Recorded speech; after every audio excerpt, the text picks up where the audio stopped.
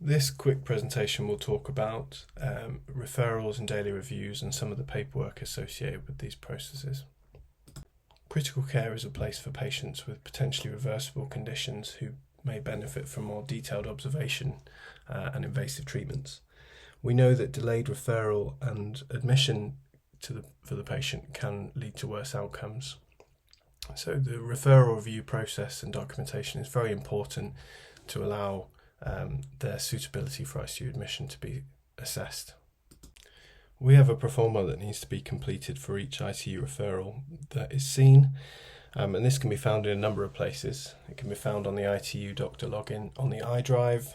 It can be found via the intranet at luff.icu/home, and it's split into sections which helps serve as an aid memoir to ensure that all the necessary information is collected prior to discussion with the on-call consultant. And once completed, this should be cut and pasted into the patient record in pens.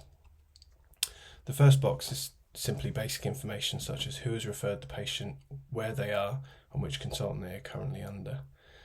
The second box asks for the reason for referral, and this can be straightforward things such as hypoxic on 100% oxygen or hypotensive despite fluid resuscitation, or it may be part of a hospital guideline that states ICU should be informed, such as in patients with severe DKA or pancreatitis. We may also be asked to review for second opinions about escalation of care or DNAR decisions, or in particular if areas such as the VIC or the coronary care unit are full, we may be asked to admit these patients for those reasons. And occasionally we get asked to assist for things like inter-hospital transfers for specialist care. The next section of the proforma asks for a smoking and alcohol history, as well as the use of other recreational drugs and the patient's allergy status. This information is important as it may help lead to a diagnosis, but more importantly, it does help in managing patients who are going to be with us for a few days at least, because delirium is very common, and differentiating that from drug withdrawal is a crucial step in the diagnosis. Past medical history is clearly very important as it may help with the current diagnosis, and is also important when assessing suitability for ICU admission and escalation. But perhaps the most important thing that we assess when reviewing a patient is their functional status. It is notoriously collected badly. This is a combination of patients being quite bad at telling us what they're able to do, other clinicians not understanding the importance of it, and sometimes it's just difficult to tease out that information. But it is one of the most important things that we need to know.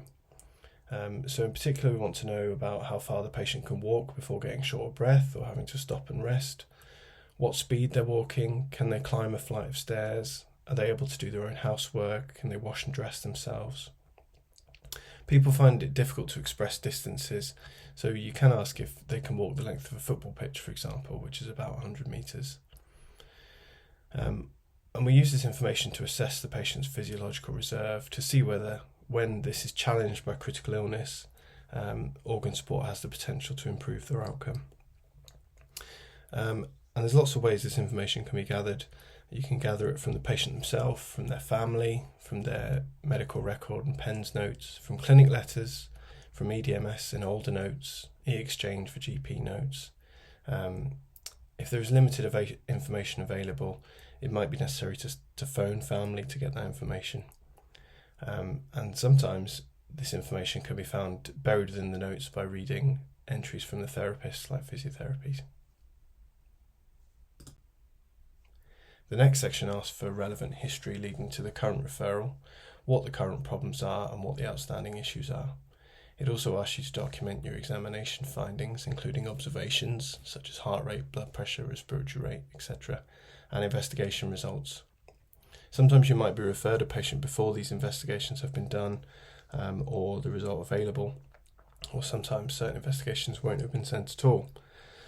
On ITU, we do like blood gases and lactate, as it gives us a lot of information about respiratory and renal function, fluid status, organ perfusion, as well as other information.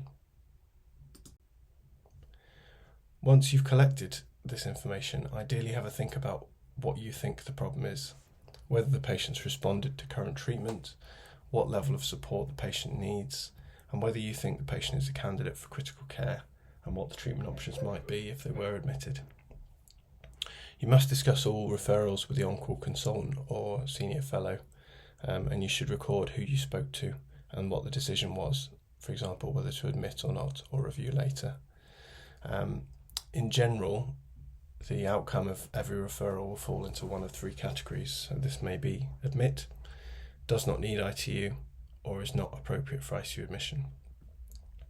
There is space also to record any advice about how to proceed with patient care on the ward. If the decision is that the patient doesn't need admission now, these groups often fall into two categories. So 1, the patient is too well for ICU and continue ward level care and re-refer to us if they deteriorate. Or 2, the patient might need ITU but may also improve with simple ward level treatment such as fluids, antibiotics, etc. And in this case we should ensure that the treatment is in progress and leave clear instructions what to do next. So if you plan to review again, roughly when you plan to review. And it's very important that we communicate this information with the referring team to avoid any confusion which might result in delays or problems in patient care.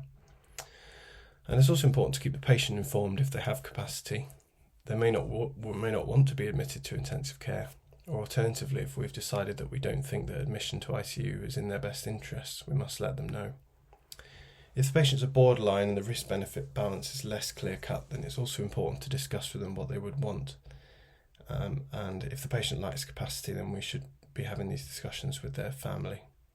And these conversations must be clearly documented, ideally using the ITU communication pro forma so they can be easily found.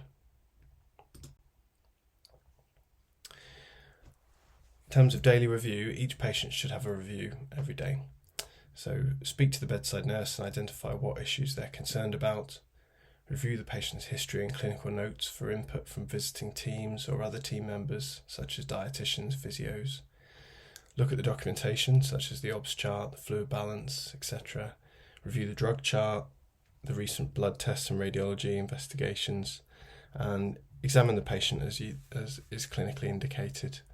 And then you can work through your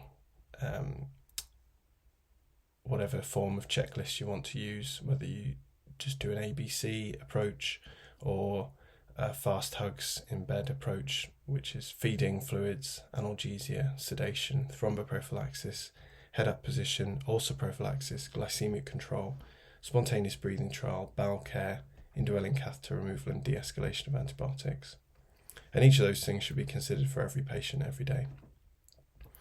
After completing a review, you should document any issues you've identified and what your management plan would be. And then you can present this patient on the ward round to discuss the plan for the day.